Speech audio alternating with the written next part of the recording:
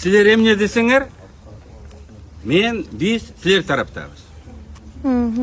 Жакшы десеңер дагы, жаман десеңер дагы силер тараптабыз. Колдон келгенче силердин наказыңарды, өтүнүчүңөрдү аткарганга аракет кылабыз. Мына азыр биз немис компаниясынын өкүлү менен сүйлөштүк, сезим барды, улук барды, биздин диаспоранын жетекчилери барышты, сүйлөштүк. Договорду булар кынтыксыз кылып коюптур. Соттошсок деле мындай уткуда эмеспиз. Кеңештик. Анан мындай дейт бул киши. Эгерде кетебиз деп калсаңар 1 августка чейин 150 евро кош берейин дейт. Бул бир. Экинчиси, улук мырза барып көргөздү, көңөрдүкүн 7 сааттан деп эсептеп койгон экен. Ашча суббота күнү иштегендер ашча иштеп койгонуңарды кайрадан эсептеп, эртең бүрсү күнү толугу менен эсептеп, ошо акча которомун дейт. Анан 150 күнү анан кошумча сааттарды. Ооба, кошумча сааттарды. Анан 150 адамдын 30-у документиңер булардын финанс органдарында кабыл алынган эмес экен, жана налог боюнча. Ошол 30-у чечилип калса, бизден көз каранды эмес дейт, аны бийлик органдары чечет дейт. Мен кийин ошол кайрадан эсептеп, ошол алынган налогду Бишкекке, Кыргызстанга которуп берем дейт.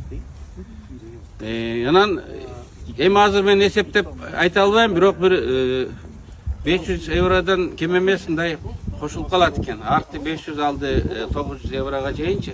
Эгер ушундай жасалып калган болсо, биздин эми колдон келген ошол болду. Анан 1 августка чейин жашаган жериңер бекер экен.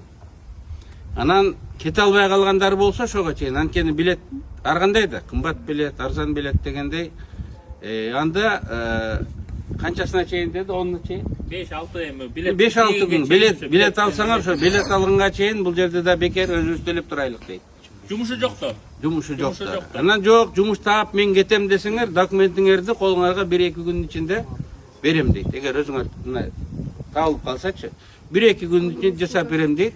30 араңардан 30 адам жумуш тапкан экен, 2 күндөн 4 күнүн ичинде мен документтерин тууралап колдоруна карматтым дейт. Анан ушундай кыскача бүгүнкү биздин жолугушуубуз. Эми мен дагы бир жолу мына силерге, ата-энеңерге, силер аркылуу башка жаштарга кайрылып койгум келет да.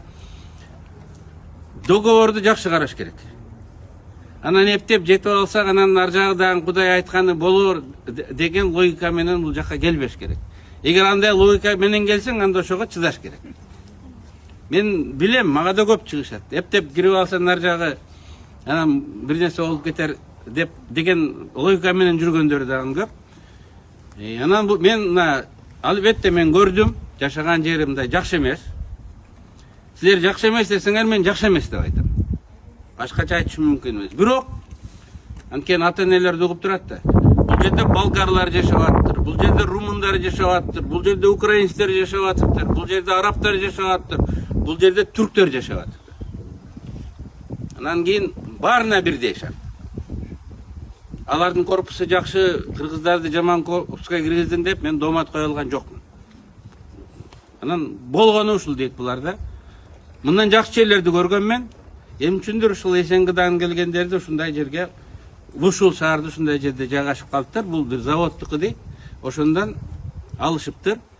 15 доллар силер төлөп атырсыңар евро, үстүнө мен 6 евродон кошуп мен төлөп атам, 21ден ошо алгам ар бир орунду дейт. Анан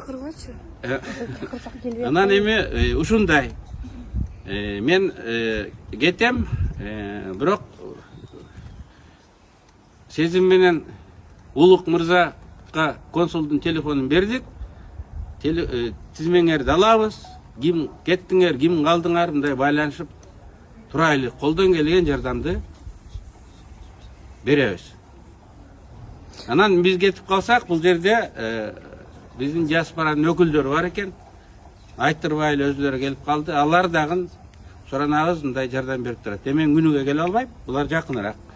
Эгер бир ушундай окуялар болуп кетсе, силер жалгыз калбайсыңар. силерди келип сурап ала турган адамдар, элчиликте диаспоранын өкүлдөрү бар. Сиз кайсы жактан келдиңиз? Оснобрук шаарынан Канча километр бул жерден? 3 сааттык жол жүрдүм. 3 сааттык жол атайын угуп кабар алайын деп келди. Колунан келген жардамды берем дейт. Келгениңизге рахмат. Эртең менен эле уктум ошо жаңылыкты, мен дагы эртең менен эле угуп анан жүрөгүм чыдаган жок. Кандай канча болсо дагы бир элбиз, бир жербиз, бир жерденбиз. Жок дегенде мындай жумуш таап же башка жагынан да жардам бере алсам, үнүңөрдү угуп, сөзүңөрдү угуп бир караан болуп деле турайын деп келдим. Ошол. Рахмат. Колдом ошо. Анда жакшы болуңуздар. Ошондо Самара эч кандай ответственность албап. Ал жак биз эми экиге бөлдүк маселени. Ал жак Кыргызстан мындай эсептеше тургандар менен Кыргызстанды эсептешебиз. Бул жерде немис тараптан өндүрө турганды сүйлөштүк да буларданчы. Алар жөнүндө мен 16-сында июлда эле кат жазгам.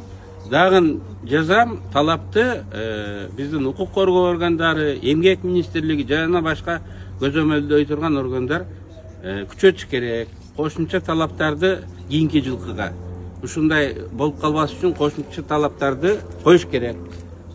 Студенттерди так ачык айтып, студенттерди ата-энелерин алдабагандай кылышыбыз керек. Бул эми кийинки жылга. Быйыл болор иш болду. Күнөөлүүлөр жазасын алыш керек. Азыр дагы бир көйгөй чыгып атат да.